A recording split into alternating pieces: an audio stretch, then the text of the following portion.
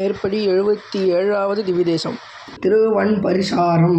கேரள க்ஷேத்திரத்திலே கடைசியான திவ்யதேசம் பெருமாள் இந்த க்ஷேத்திரத்தை திருவாழ்மார்பன் அப்படின்ற திருநாமத்தோடு எழுந்துள்ளார். திருவாழ்மார்பன் தாயார் இருக்கக்கூடிய வட்சஸ்தலத்தை உடைய எம்பெருமான இந்த க்ஷேத்திரத்தில் எழுந்துள்ளார்.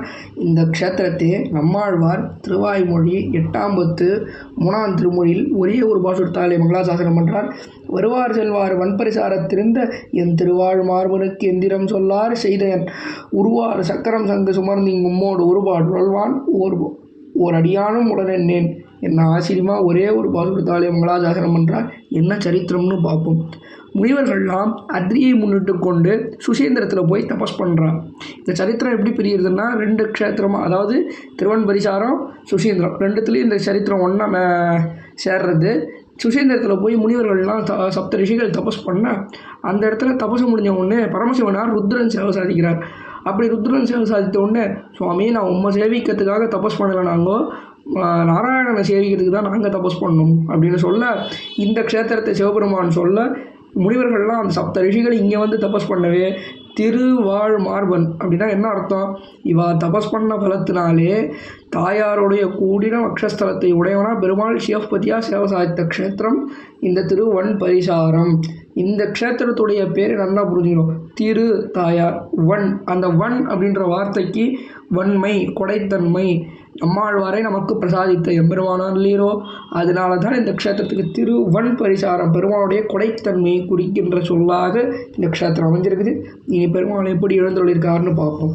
மூலவர் திருக்குறளப்பன், திருவாழ்மார்பன் நாமதேயம்.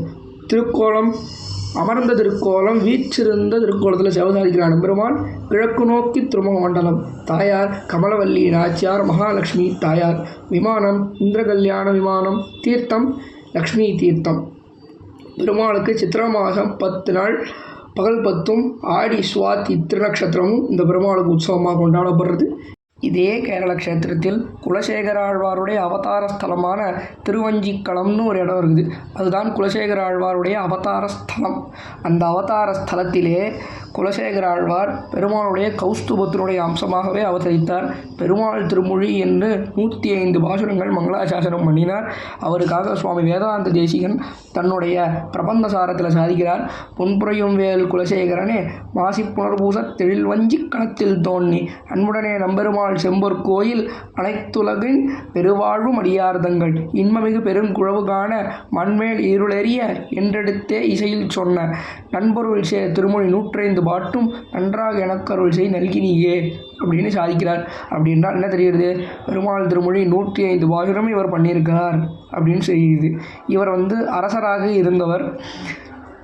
இவருடைய பெண்ணான சேரகுலவல்லி நாச்சியாரை நம்பெருமாளுக்கே திருக்கல்யாணம் செய்து வைத்த பெருமை குலசேகர ஆழ்வாரையே சேரும். இந்த குலசேகர ஆழ்வார் திருவடிக்கு பல்லாண்டு, திருவன் பரிசார தெம்பெருமான் திருவடிக்கு பல்லாண்டு பாடிக்கொள்வோம். இனி கேரள க்ஷேத்திரங்கள் முற்று பெற்றன.